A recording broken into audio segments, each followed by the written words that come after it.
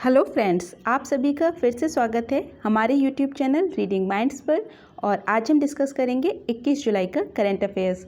यदि आपको मेरा वीडियो अच्छा लगे तो प्लीज़ इसे लाइक, शेयर और सब्सक्राइब ज़रूर करिएगा। तो चलिए शुरू करते हैं आज का वीडियो। कोरोना के दोहरे संक्रमण का पहला मामला भारत के किस राज्य में मिला है? तो यह है असम। आइए कुछ और फैक्ट्स देख लेते हैं। असम के डिब्रूगढ़ जिले में कोरोना वायरस के दोनों स्वरूपों अल्फा और डेल्टा से संक्रमित पहला केस मिला है।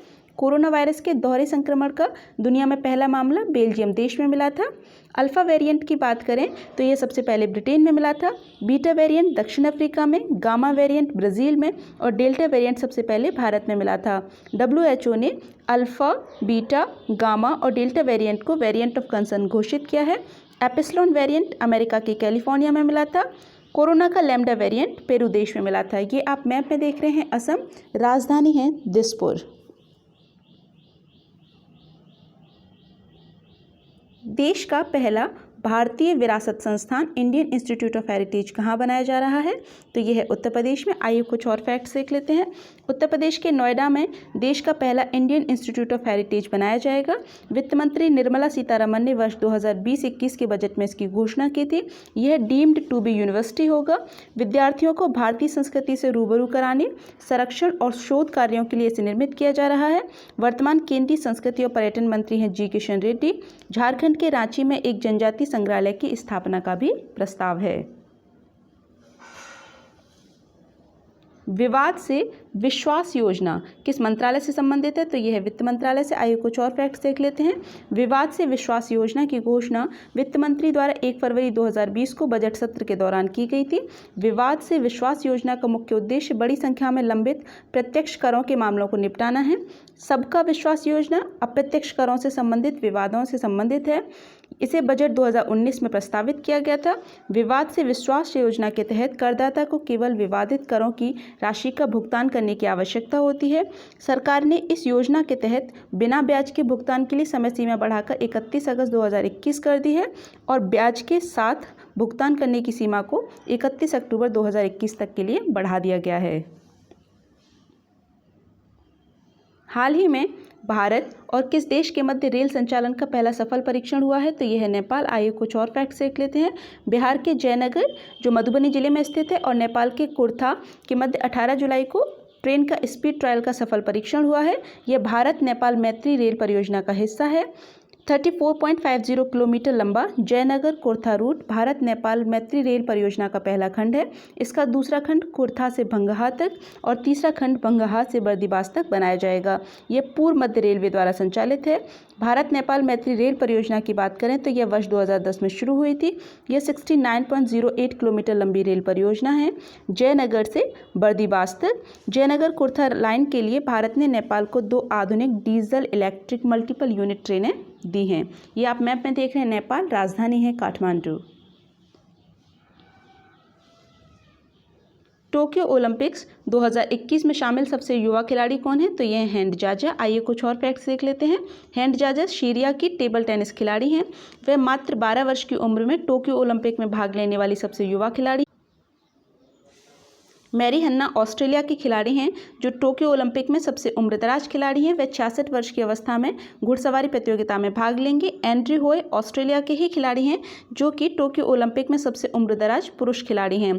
टोक्यो ओलंपिक में भाग लेने वाली भारत की सबसे उम्रदराज ओलंपियन हैं तेजस्विनी सावंत जो कि शूटिंग प्रतियोगिता में भाग लेंगी। खेलो इंडिया यूनिवर्सिटी गेम्स 2021 में कहाँ आयोजित किए जाएंगे? तो यह है कर्नाटक। आइए कुछ और फैक्ट्स देख लेते हैं। कर्नाटक के बेंगलुरु में खेलो इंडिया यूनिवर्सिटी गेम्स के दूसरे संस्करण का आयोजन किया जाएगा। खेलो इंडिया यूनिवर्सिटी गेम्स के पहले संस्करण का आयोजन फरवरी 2020 में उड़ीसा के भुवनेश्वर में किया गया था। विश्वविद्यालय स्तर पर आयोजित किए जाने वाले ये सबसे बड़े खेल आयोजन हैं। खेलो इंडिया स्कीम के तहत इनका आयोजन किया जाता है। खेलो इंडिया स्कीम की बात करें तो यह वर्ष 2017 में शुरू हुई थी। यह युवा और खेल मंत्रालय की योजना है। खेलो इंडिया स्कीम के तहत खेलो इंडिया यूथ गेम्स का भी आयोजन किया जाता है। खेलो इंडिया यूथ गेम्स वर्ष 2021-22 में हरियाणा में और वर्ष 2022-23 में भोपाल में आयोजित होंगे। हाल ही में किस राज्य ने वन ब्लॉक वन प्रोडक्ट की परियोजना शुरू की है, तो ये है हरियाणा। आइए कुछ और फैक्ट्स देख लेते हैं। स्मॉल इंडस्ट्रीज़ को बढ़ावा देने के लिए इस योजना की शुरुआत की गई है। हरियाणा के 137 ब्लॉकों में ये लागू की जाएगी। हरियाणा में पहले से ही 1 डिस्ट्रिक्ट 1 प्रोडक्ट स्कीम लागू है। मुख्यमंत्री बाल सेवा योजना हरियाणा द्वारा कोरोना से अनाथ हुए बच्चों के लिए शुरू की गई योजना है। इसके तहत बच्चों को 2500 रुपये प्रति महीने दिए जाएंगे। PM वाणी योजना किस क्षेत्र से संबंधित है, तो यह है पब्लिक इंटरनेट सुविधा से। आइए कुछ और फैक्ट्स देख लेते हैं। PM वाणी अर्थात प्रधानमंत्री वाईफाई एक्सेस नेटवर्क इंटरफेस, इसे प्रधानमंत्री द्वारा 9 दिसंबर 2020 को शुरू किया गया था। ग्राम पंचायतों और सार्वजनिक स्थानों पर वाईफाई हॉटस्पॉट स्थापित करने के लिए और देश में निःशुल्क इंटरनेट सेवाओं के प्रसार को बढ़ावा देने के लिए। राष्ट्रीय डिजिटल नीति 2018 के तहत वर्ष 2022 तक 1 करोड़ सार्वजनिक वाईफाई हॉटस्पॉट स्थापित करने का लक्ष्य है। सूचना प्रौद्योगिकी मंत्रालय के दूरसंचार विभाग द्वारा इसे लागू किया जाता है। हाल ही में किस देश के वैज्ञानिकों ने फेफड़ों के कैंसर के उपचार में सहायक उपकरण रोबोटिक मोशन फैंटम का आविष्कार किया है, तो यह है भारत। आइए कुछ और फैक्ट्स देख लेते हैं। 3D रोबोटिक मोशन फैंटम मानव फेफड़ों में फिर से गति उत्पन्न करने के लिए विकसित किया गया उपकरण है। IIT कानपुर और Sanjay Gandhi post graduate institute of medical science Lucknow के वैज्ञानिकों द्वारा इसे विकसित किया गया है। फेफड़े के कैंसर के रोगियों में केंद्रित विकिरण रेडिएशन देने में भी यह सहायक होगा। कोरोना के कारण फेफड़ों की गंभीर बीमारियों से जूझ रहे मरीजों को सांस लेने में भी यह उपकरण मददगार होगा।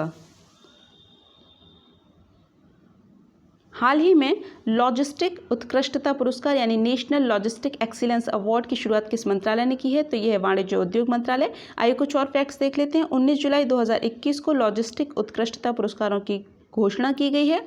लॉजिस्टिक उत्कृष्टता पुरस्कार 2 श्रेणियों में प्रदान किए जाएंगे। देश में लॉजिस्टिक आपूर्ति श्रृंखला में शामिल सर्वश्रेष्ठ घटकों और तकनीकों को सम्मानित करना इसका मुख्य उद्देश्य है। वाणिज्य उद्योग मंत्री हैं Piyush Goyal. Thanks for watching my video. यदि आपको मेरा वीडियो अच्छा लगे तो प्लीज़ इसे लाइक, शेयर और सब्सक्राइब ज़रूर करिएगा। मिलते हैं नेक्स्ट वीडियो में।